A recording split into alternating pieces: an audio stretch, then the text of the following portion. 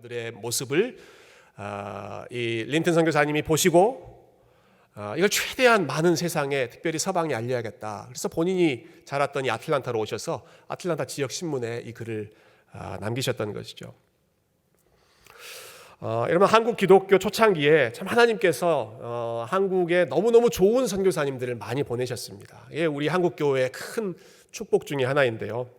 그 중에서도 여러분, 우리가 살고 있는 이 아틀란타 출신의 선교사님, 조지아 텍을 졸업했던 졸업생, 그리고 우리와 신앙의 뿌리가 같은 남장로교회에서 파송했던 이 선교사님이 한국에서 40년 동안 수많은 학교를 세우고 수많은 교회를 세우면서 또 3.1운동을 도우면서 이것을 세상 가운데 알리면서 그분만이 아니라 그분의 아들도 손자도 증손자도 4대에 걸쳐서 계속해서 한 나라 또 한 민족을 섬기고 있는 이런 모습을 볼 때 얼마나 참 도전이 되고 얼마나 큰 감동이 되는지 모르겠습니다. 여러분, 아틀란타가 이렇게 중요한 곳입니다. 아셨습니까? 여러분, 아틀란타가 이렇게 역사와 이 신앙의 뿌리가 아주 유서가 깊은 곳이어서 여러분, 다른 지역으로 이사를 안 가셨으면 좋겠습니다. 아틀란타를 오랫동안 지켜주시면 좋겠습니다.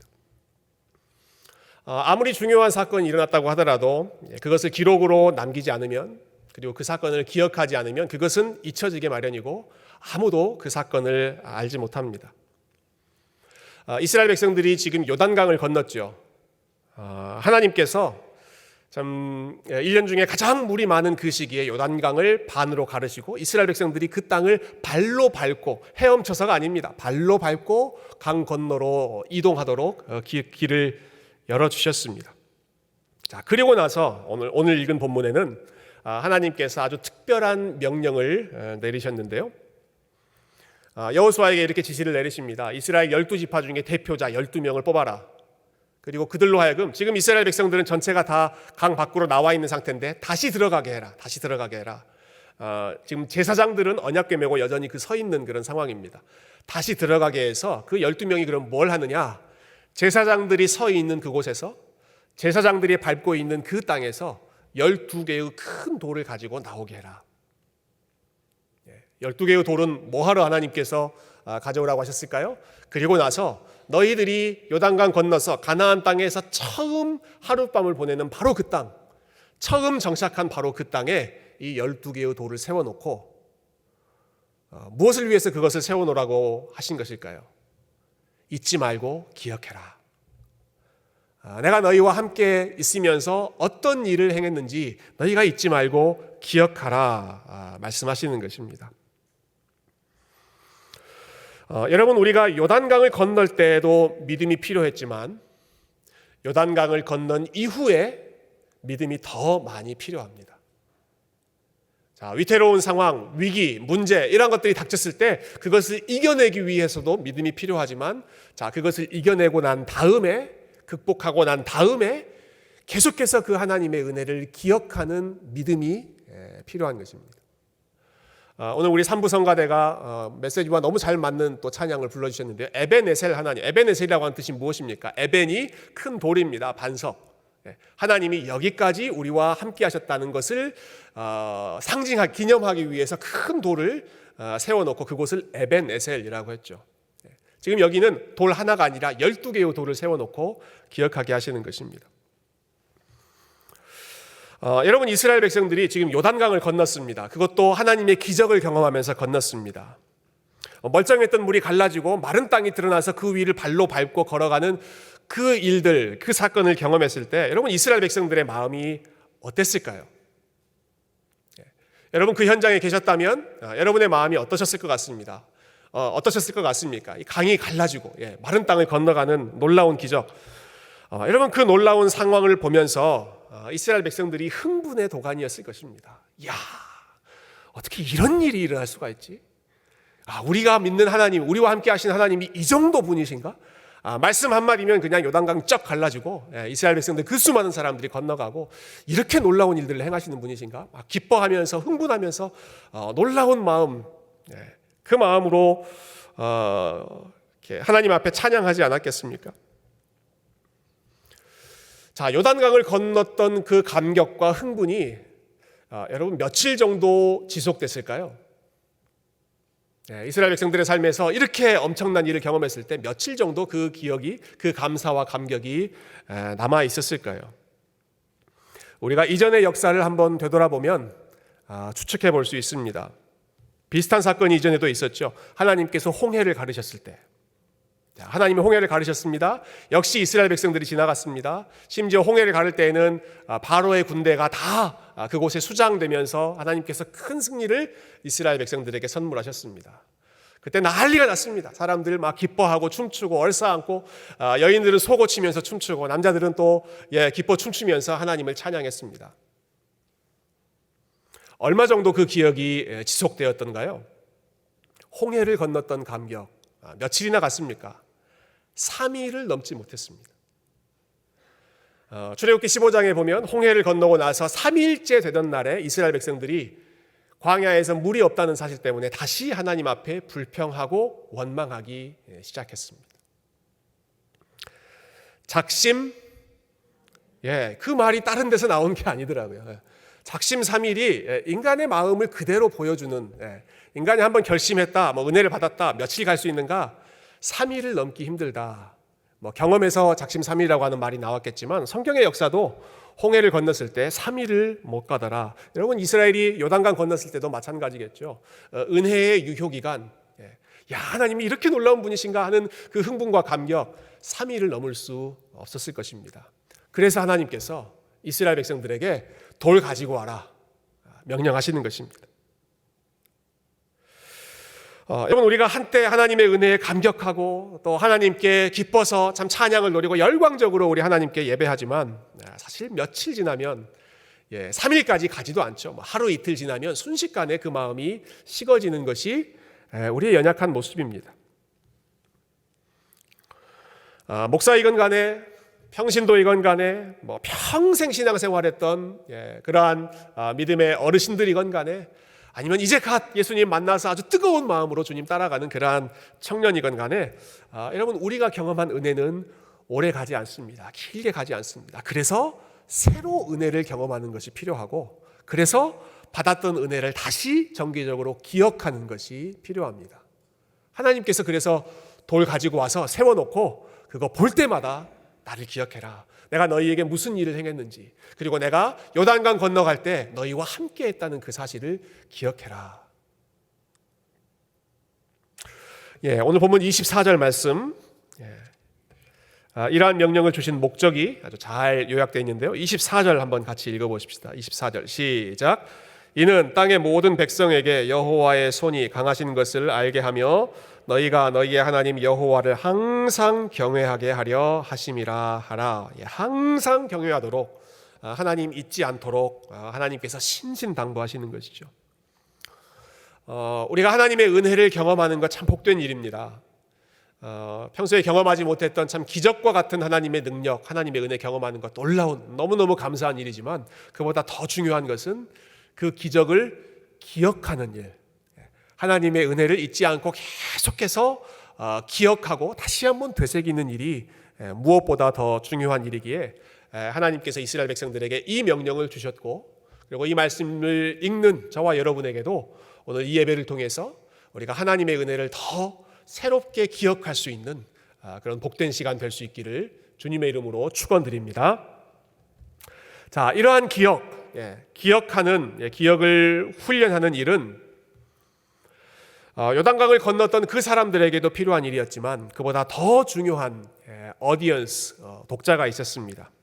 특별히 이 일은 그 다음 세대, 요단강을 건넜던 그 다음 세대의 자녀들을 위해서 하나님께서 예비해 놓으신 방법이었습니다. 우리 21절과 22절 말씀 우리 한 번만 더 같이 읽으십시다. 21절과 22절 시작. 이스라엘 자손들에게 말하여 이르되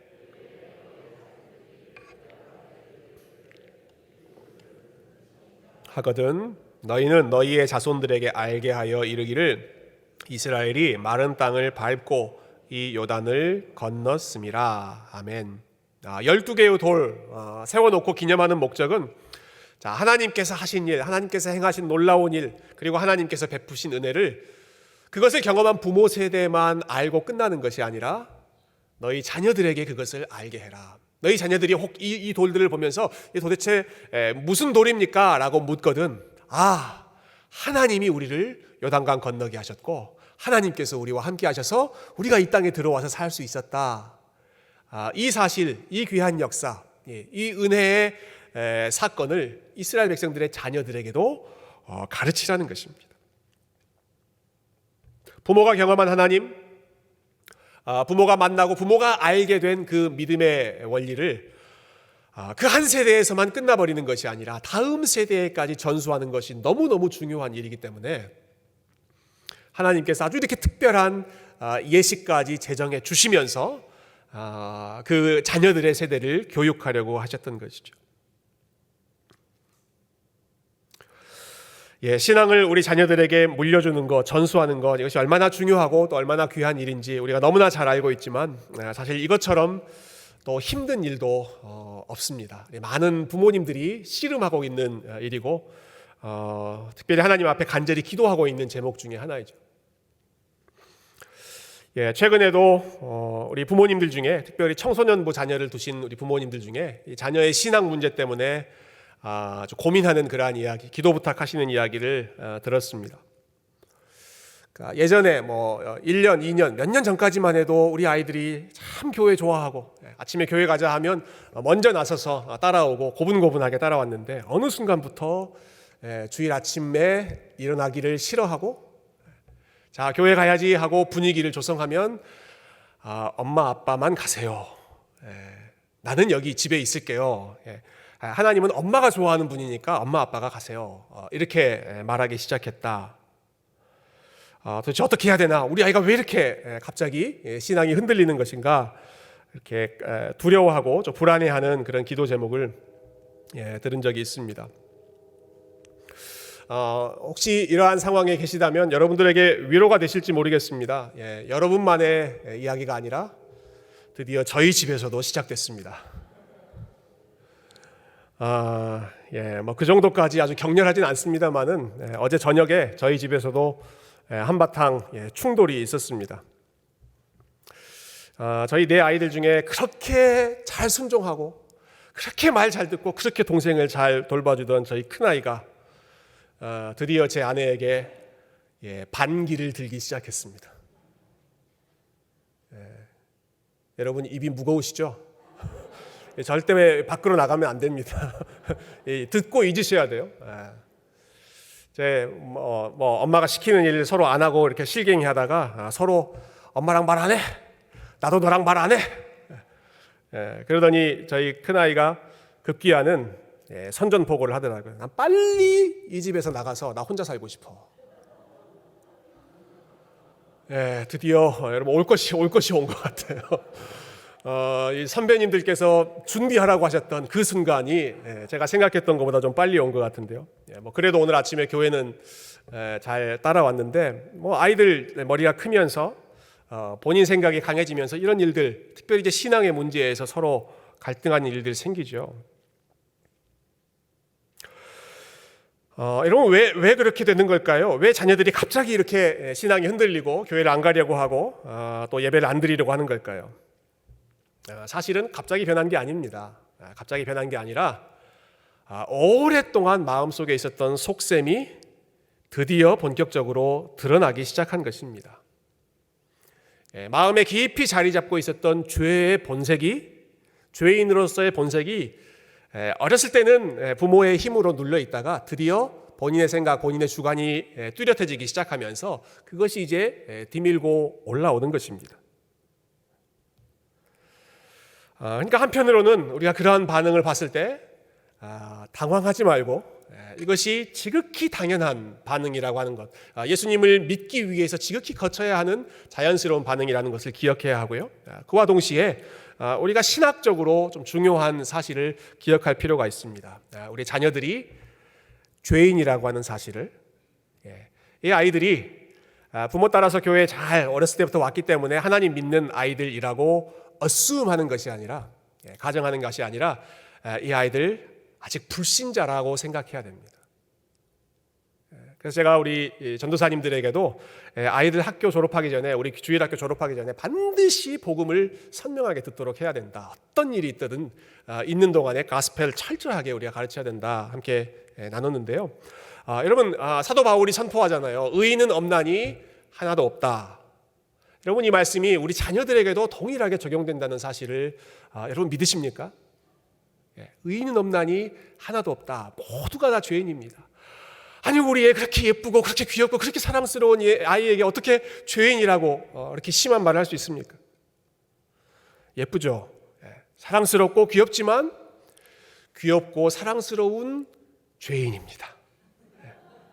너무너무 예쁘고 너무너무 귀엽고 너무너무 사랑스러운 죄인이고 아직 하나님 만나지 않은 불신자이고,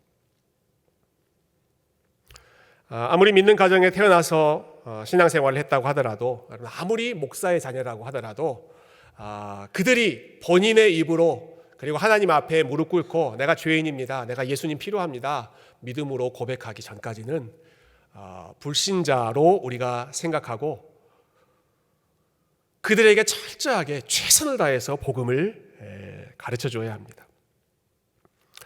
여러분, 혹시 이 가정 중에, 이곳에 계신 분들 중에 여러분의 자녀가 참 믿음의 길을 지금 함께 걸어가고 있는 자녀가 있다면, 여러분, 그것은 절대로 당연한 일이 아니라 이거는 기적 중에 기적이라고 하는 사실을 여러분 기억하시기를 바랍니다.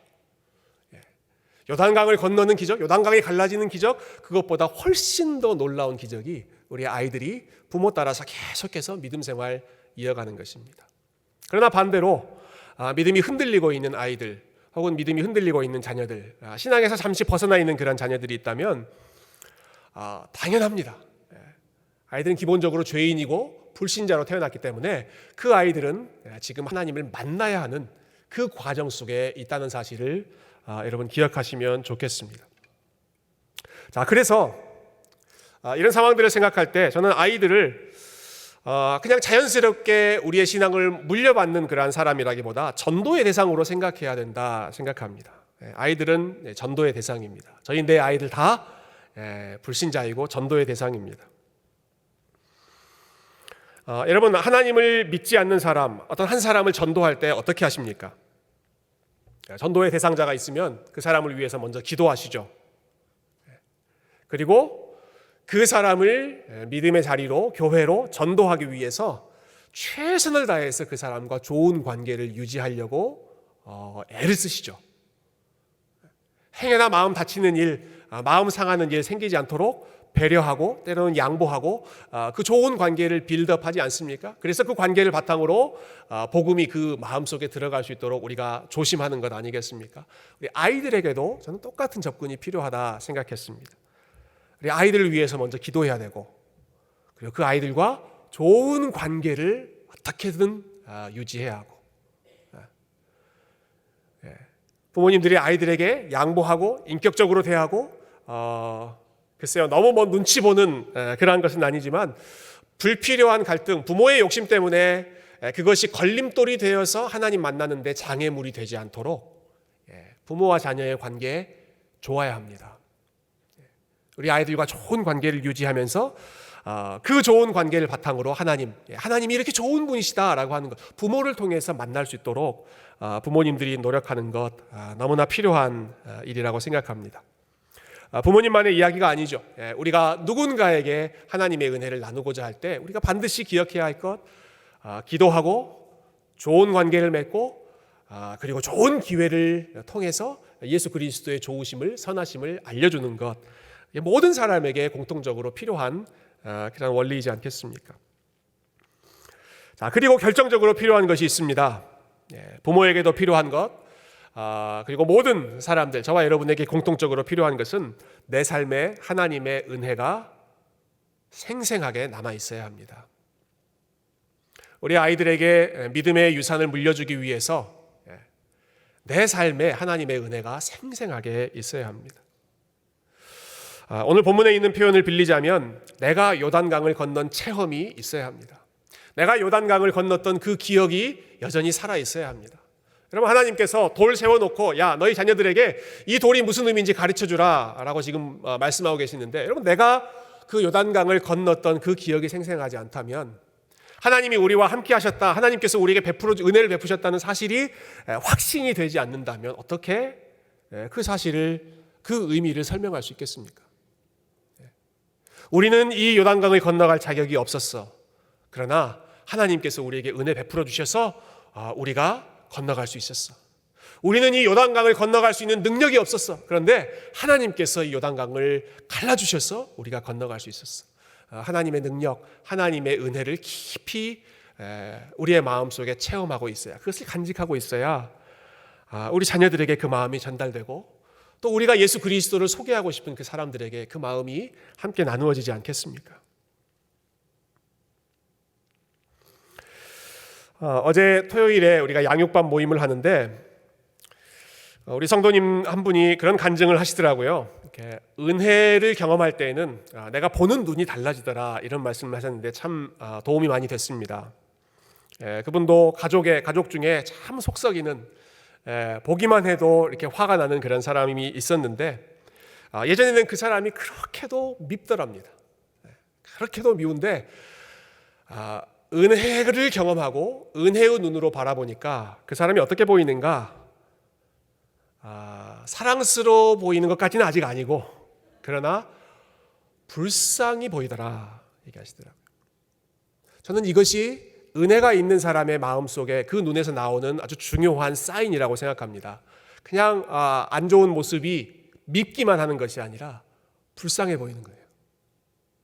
이 사람이 지금 하나님을 잘 몰라서 그렇지, 지금 하나님을 만나지 못해서 그렇지, 이 사람이 지금 예수 그리스도의 은혜를 몰라서 이렇지, 빨리 하나님 만나야지. 불쌍히 여기는 마음이 은혜 받은 자의 눈에서, 그리고 은혜 받은 자의 입에서 나타나는 것이죠. 요단강을 건넌다라고 하는 것은 한마디로 말하면 십자가의 은혜를 다시 한번 체험하고 기억하는 것입니다. 제가 2주 전 이 설교, 요단강 관련된 설교를 시작하면서 이 요단강의 의미를, 이 요단강은 회개의 장소다 말씀드렸습니다. 혹시 기억하십니까? 회개의 장소이다. 자, 모든 죄를 덮으시는 그 언약궤 앞에서 이스라엘 백성들이 광야에서 행했던 모든 잘못들을 다 덮고 요단강물로 깨끗하게 씻고 가나안 땅에 들어가는 새로운 삶을 시작하는 회개의 사건이 요단강을 건너는 사건이었습니다. 강을 건넌다라고 하는 것은 무슨 의미인가? 물속으로 들어갈 때 내가 죽고 물 밖으로 나올 때 내가 살아났다라고 하는 것을 경험하는 것입니다. 사도 바울이 로마서 6장에서 세례의 의미를 이렇게 설명하죠. 우리가 그리스도와 함께 세례받을 때 죽었고 물속으로 들어간 것입니다. 그러나 죽은 것으로 끝나는 것이 아니라 우리가 그리스도와 함께 the newness of life, 새로운 생명의 새로움으로 다시 살아났다. 이스라엘 백성들이 요단강 건너는 것이 이 사건입니다.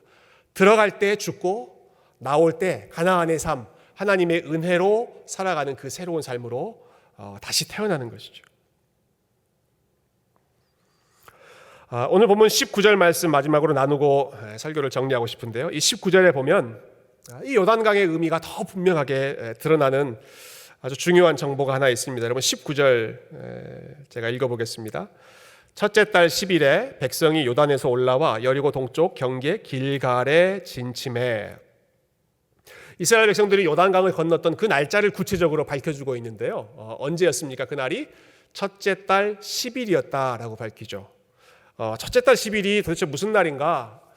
우리에게는 익숙하지 않은 굉장히 생소한 그런 날인데 이스라엘 백성들은 잊을 수 없는 날이 바로 이 날입니다. 출애굽기 12장 2절과 3절 우리 앞에 스크린에 있는 말씀 우리 한번 같이 읽어보도록 하겠습니다. 시작.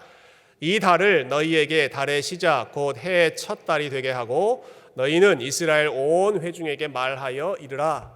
이 달 열흘에 너희 각자가 어린 양을 잡을지니 각 가족대로 그 식구를 위하여 어린 양을 취하되 이 달 열흘에 뭘 하라고 말씀하시죠?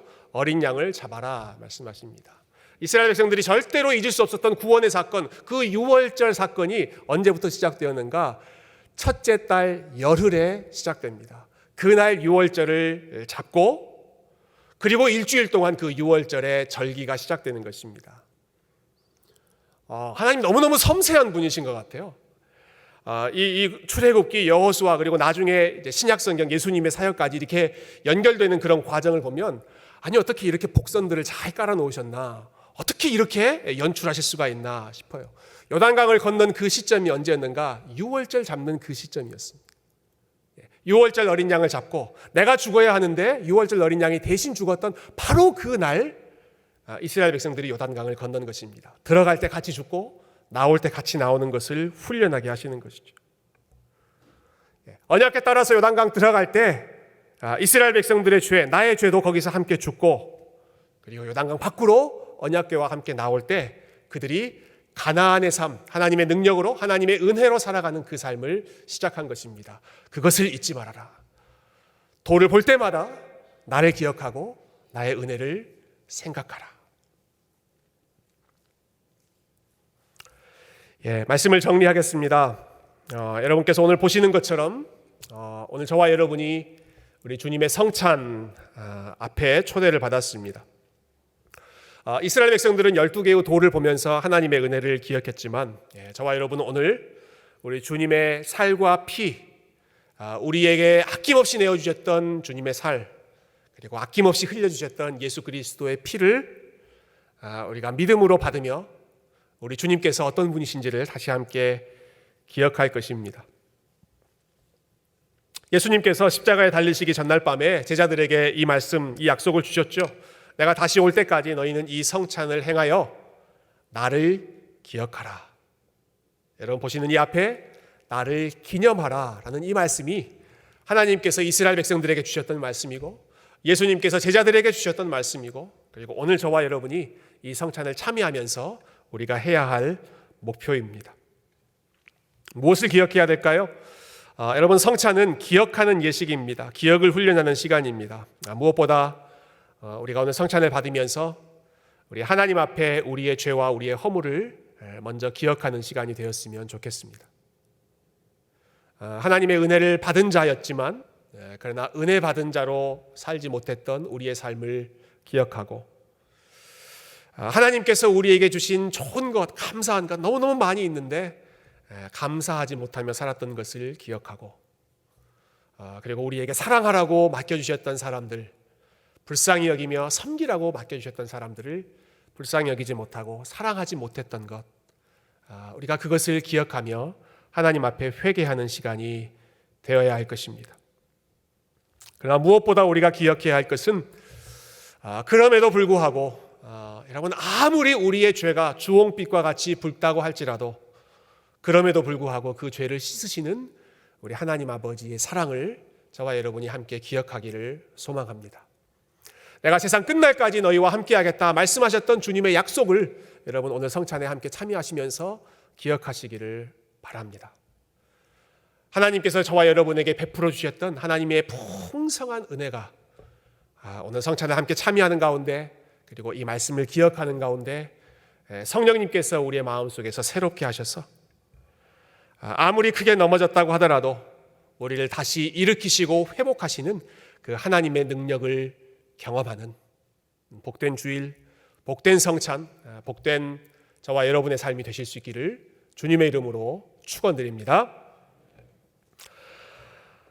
오늘 우리가 성찬을 나누기 전에 우리 산부 예배 오신 분들 참 하나님께서 너무너무 사랑하시는 귀하게 여기시는 분들인 것 같아요. 성찬 받기 전에 특별한 연주를 우리 먼저 함께 나누고 성찬에 임하도록 하겠습니다.